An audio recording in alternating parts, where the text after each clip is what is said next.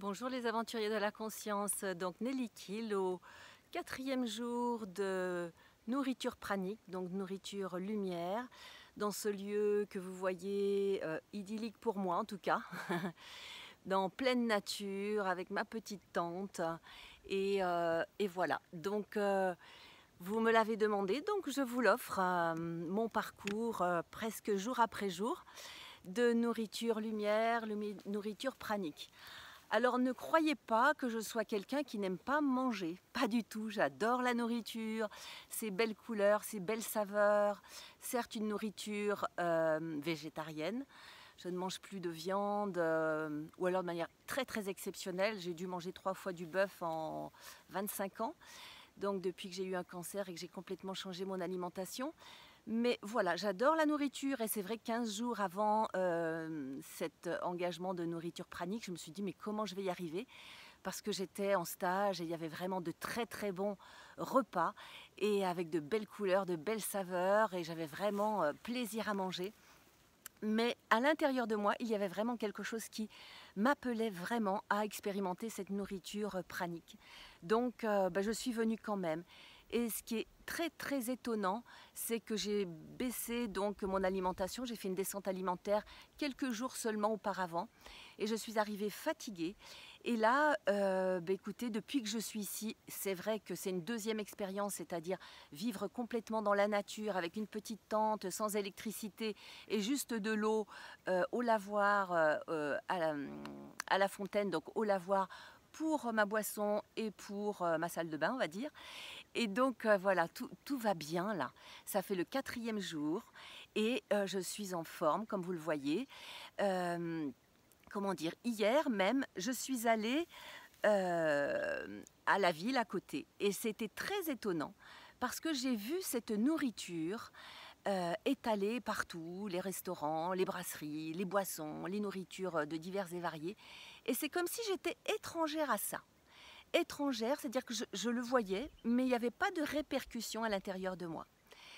C'est comme si cette nourriture, bien sûr, elle existait, mais comme un beau tableau, comme un bel objet, et que ça ne résonnait pas en moi.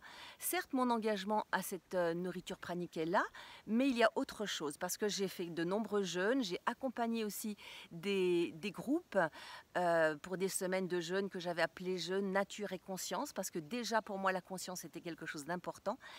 Voilà, mais là je sens qu'il y a quelque chose de différent. Pendant les jeûnes, c'est vrai qu'il y avait encore un peu cette sensation de faim ou ces douleurs, il fallait dealer avec ça. Et là, rien de tout ça. Et c'est vrai que c'est vraiment se nourrir autrement. C'est vraiment se changer de carburant pour vivre. Et ça, c'est quand même très époustouflant. Et, euh, et c'est vrai que pendant ma dernière semaine de jeûne, qui était donc en avril, et puis d'autres, une quinzaine en octobre, je n'ai pas fait de vidéo, je n'ai fait que des photos. Pourquoi? Parce que je n'avais pas l'énergie à ça. C'est pas que j'allais mal, non, non, pas du tout. J'ai fait des randonnées, c'était magnifique, et j'allais plutôt bien. Mais pour autant, toute mon énergie, elle passait à faire cette expérience de jeûne. Et là, j'ai une énergie qui est complètement différente, parce que vous voyez, je peux vous parler, le petit oiseau, il est d'accord d'ailleurs, vous entendez? Et ça, j'adore. Et c'est pas du tout la même énergie. Se nourrir de lumière, c'est différent. C'est vraiment élever sa conscience et se nourrir autrement. Alors c'est vrai que j'ai les accompagnements d'Alice Bruyant tous les soirs avec un groupe d'une quinzaine de personnes, avec son accompagnement spécifique ayurvédique qu'elle a reçu en Inde. Elle nous le fait partager joyeusement. Elle n'a pas mangé depuis plus d'1 an et elle est dans un état de joie, de légèreté incroyable. C'est loin, vous savez, des personnes qui ne se nourrissent peu et qui sont tristes comme ça. Non, pas du tout. On a des croyances encore par rapport à ça, que c'est la nourriture, que c'est l'alcool qui va nous amener la joie. Que nenni, pas du tout, c'est pas du tout ça. Donc, je reprends mon petit papier, excusez-moi si j'ai des choses à dire. Voilà, habituellement dans le jeûne, au 3e jour de jeûne, nous sommes très fatigués. On sait que c'est un moment difficile et qu'il va falloir faire avec. Eh bien là, pas du tout hier. J'étais en pleine forme. J'ai pu profiter de ma journée à la ville, et c'est pas forcément le plus facile quand on est dans une situation comme ça, mais ça ne m'a posé aucun souci. Voilà, j'étais bien. Et j'ai même des personnes, un couple qui est venu vers moi quand j'étais à une brasserie devant mes petites bulles d'eau et une rondelle de citron, et qui ont été intrigués par qui j'étais, par ce que je faisais, par l'énergie. Elle me dit, vous écrivez, oh que c'est beau, puis les personnes n'écrivent plus, bien sûr. J'écris parce que j'ai très très peu de charge ici, il faut que je fasse des kilomètres ou alors je reste des heures dans ma voiture pour pouvoir charger mon iPhone et mon ordinateur. Mais j'en suis venue à leur parler de mon expérience et la dame d'emblée m'a dit oh, ben vous savez, c'est la première fois que j'arrive pas à finir mon assiette. Et ça, c'est très drôle parce que justement, quand Alice est venue faire sa formation, sa conférence à Saintes, pendant plus d'un jour, je n'ai pas eu faim. Et c'est vrai, c'est comme si, et je ne sais pas comment ça s'appelle, quelqu'un pourra peut-être me le dire, en physique ou en physique quantique, comme quand il y a quelque chose qui se vit quelque part, eh bien ça se diffuse.